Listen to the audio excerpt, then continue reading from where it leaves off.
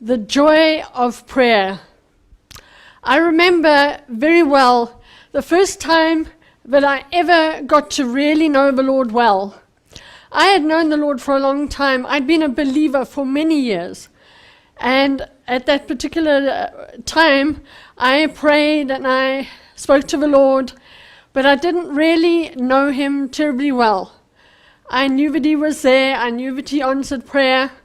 But it was kind of like in the natural when you have a distant relative, perhaps an aunt or an uncle or a cousin or something like that. You know they exist. You maybe phone them once or twice, or you write letters to them, and you sort of know them, but you don't know them intimately, like you know a brother or sister or something like that. And so that's the situation I was in for many years, until I at last suddenly had a breakthrough and discovered what the Lord was really like. And I came into an intimate relationship with him that was absolutely wonderful. At the time when it happened, I became rather like what you call a prayer junkie. I prayed morning and afternoon, sometimes in the evening. I just loved it. I was kind of like a drug addict, if you want to call it that, but of course it didn't have the bad effect of giving me a lift and then dumping me. I just went in there to the Lord's presence, and he gave me a tremendous boost, and I shared with him and I fellowshiped with him, and it was wonderful. Now, perhaps you are in a situation where your prayer life isn't quite the same. Well, it's not the way I reached. It's perhaps the way I was at the beginning, when I wasn't so sure what was going on. Perhaps you have some cares or concerns about what your prayer life should be like.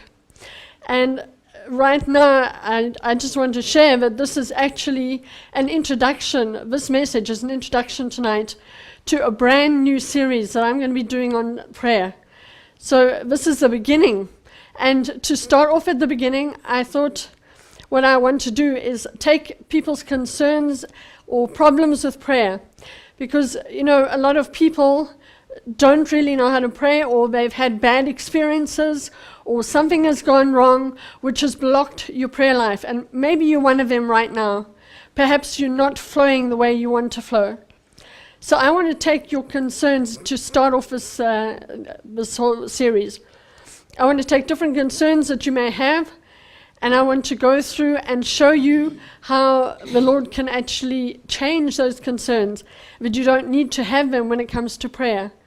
Let's face it, if you have had a problem, like perhaps you've had an accident or something, you don't want to go back to the scene of where it happened at all. You'd rather just leave it completely and not go back there. And I think a lot of people have that same problem. You have a problem with prayer, something has gone wrong, and you had a bad experience, and you don't want to go back there. So tonight, I want to encourage you, and I want to give you some hope that you can change this. And I hope that at the end of the message, you will realize where you can go if you've had any of these things. So, number one. The number one thing is you don't know what to expect. Perhaps you are a new believer. You've just come to get to know the Lord, and that's wonderful. You're saved, and you know that the Lord loves you. But now, where do you go from here? You just have no prayer knowledge. You don't know how to go about it. You actually need some assurance from somebody who will be able to tell you, I've been through that whole thing. I know what it's going to be like. It's like when you face a new situation in the natural. Perhaps you are going to do something that you've never done before.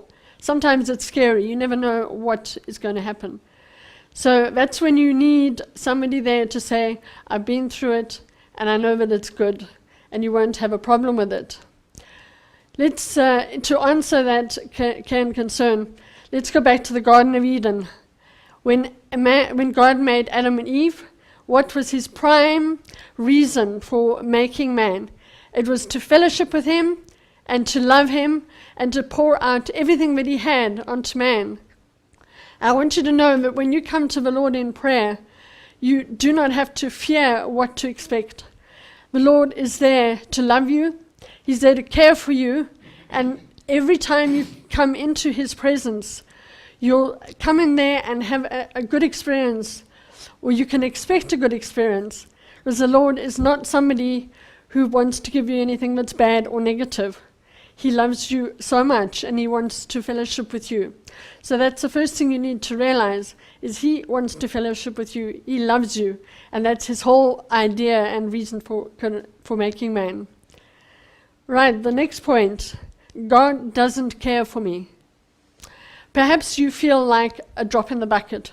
You think about the Lord, and you think about the fact that there are millions of people on this earth. What on earth are you? You're just like a little ant in the whole, or in the economy of things. And you probably wonder, why should the Lord care about me? What can I do? What have I done to deserve him caring about me? Well, I want to give you two verses from Scripture quickly. Matthew 10:29 and 30 says these things. Are 2 sparrows not sold for a farthing? And not one of them will fall to the ground without your Father knowing it. But the actual hairs of your head are all numbered. Wow, that is really quite amazing. If you think the Lord doesn't care for you and you're a little number somewhere, he even knows the hairs of your head. And if he's concerned about a sparrow that falls to the ground, he is concerned about you. And you must know that he loves you and cares for you so much. I mean, I think about myself sometimes. I don't even remember what I did last week sometimes. But the Lord has knowledge of all the things that are going on. And he knows every single detail of your life. So that's another reason to realize that you can come to him in prayer and that you can fellowship with him. The next point is God doesn't want to answer.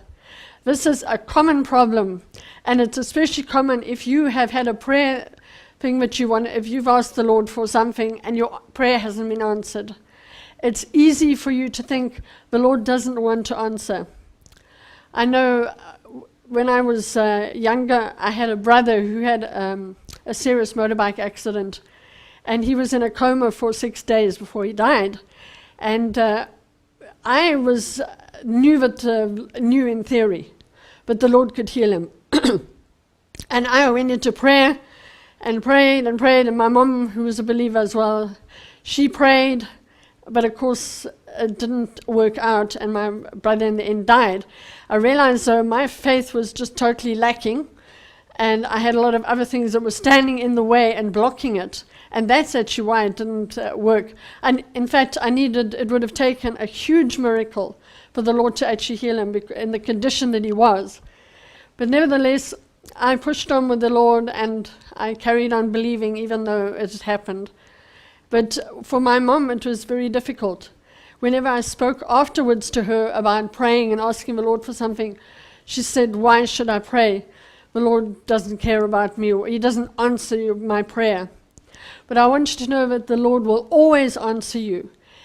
If he doesn't answer, then there's some little thing like, usually it's your faith that is not strong enough.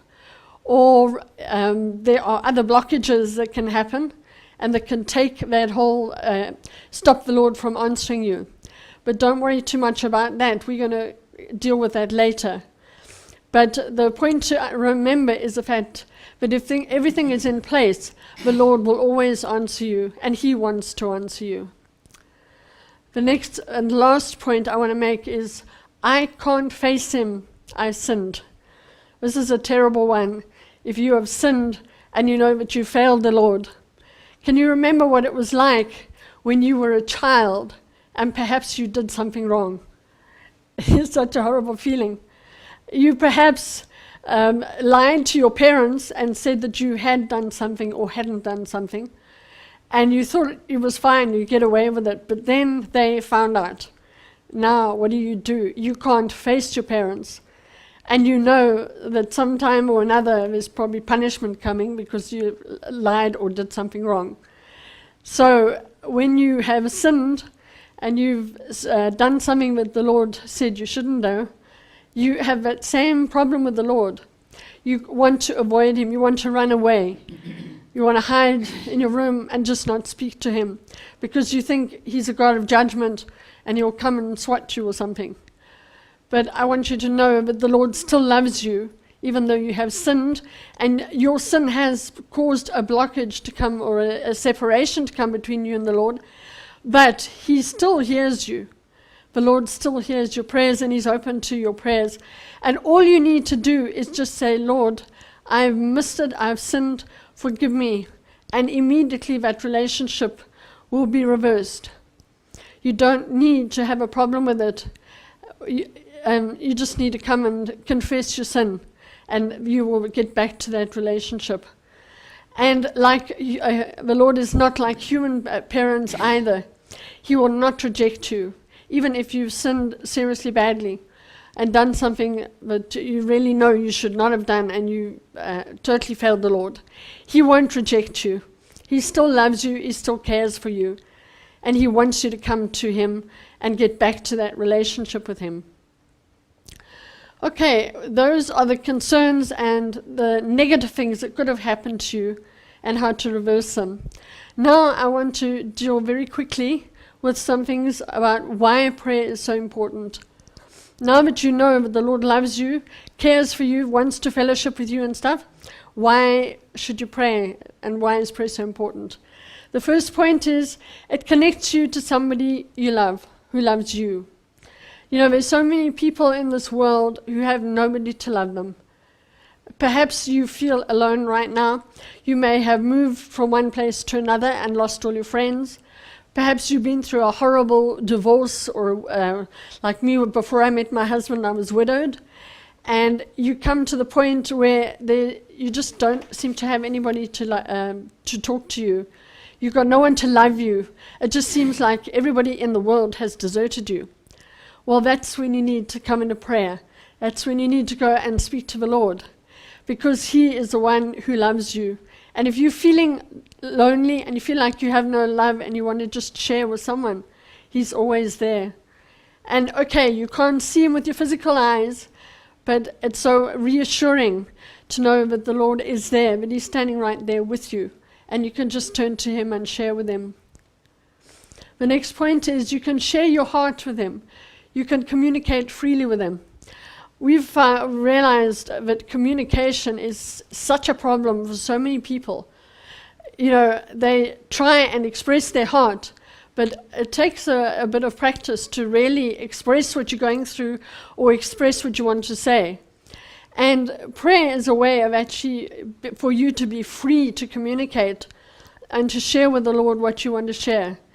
You can be free to be yourself, you know, and to express your emotions. That's the main point I want to bring across. If you're happy, if you're sad, even if you're angry, you can share with the Lord. And I know it sounds weird, but you can even get angry with the Lord at times. Sometimes you're frustrated, you don't know what to do, and you just you start to get angry with the Lord and say, why did you do this, or whatever. Okay, you don't make a habit of it, but the Lord understands. And as soon as you share it, it's a way of letting it off your chest, and the Lord then will come and wrap His arms around you, and if you can hear His voice, He'll tell you that He cares for you, and He'll sort the situation out for you. So, you know, there are a lot of parents who say to their kids, don't cry, bottle up your emotions. Don't do that, don't do the next thing with regard to emotions. And it's really difficult because you can't express yourself and let yourself out. And so when you come to prayer, it's one easy way of being able to really express yourself. And you don't have to worry whether it's the done thing or the not done thing, because the Lord is sitting there with you, and He just loves you the way you are. No airs, no graces, just as you are, coming to Him. The next point is it's a way of receiving blessing. Coming into the presence of the Lord with prayer is one way of being able to speak to Him and ask Him for things that you desire. I know a lot of people who say, I know that the Lord will provide my needs, but they find it really difficult for the Lord to give them their desires. And it's really a situation that if you have that problem, you need to realize that the Lord truly wants to bless you. And in fact, often He will want to bless you with things that you haven't even asked for specifically. I've had this happen to me many times. I've just thought in my heart, oh, I would love something, or I'd love to do that. And I've never expressed it out on my exactly verbally. But the Lord knows your thoughts. He knows what's going on in you. And if you love him and just walk with him, he wants to bless you. He wants to pour stuff out on you. And I want you to realize that he wants to give you every good thing that you desire. You don't have to think that you are just not worthy of it, or whether that you've been greedy or whatever, because it delights his heart when you delight in him and you desire things.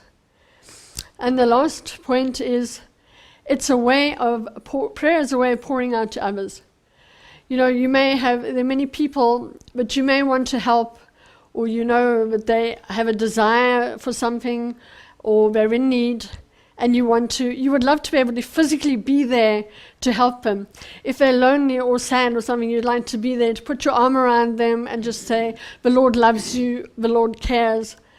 But often you can't be there physically. So prayer is actually a way of letting the Lord just do it from a distance. As you pour out to the Lord and you pray on behalf of others, he is then able to pour back into them and bless them and answer the things that you desire for them. It's a way of giving out. In fact, that's the whole section that I will do at some stage on intercession, where you stand in the gap for people and you just pour out to them. And it's wonderful to see the Lord moving on their desires of their hearts and the needs and whatever it is, and answering them. And you can get a blessing out of that as well. So, I've dealt with the concerns, and I've dealt with why prayer is important. And so, this is, in conclusion, I just want to wrap it up and say, prayer can be fun. It's not hard. It can be fun. You don't have to be concerned about whether you get it right or whether you don't get it right.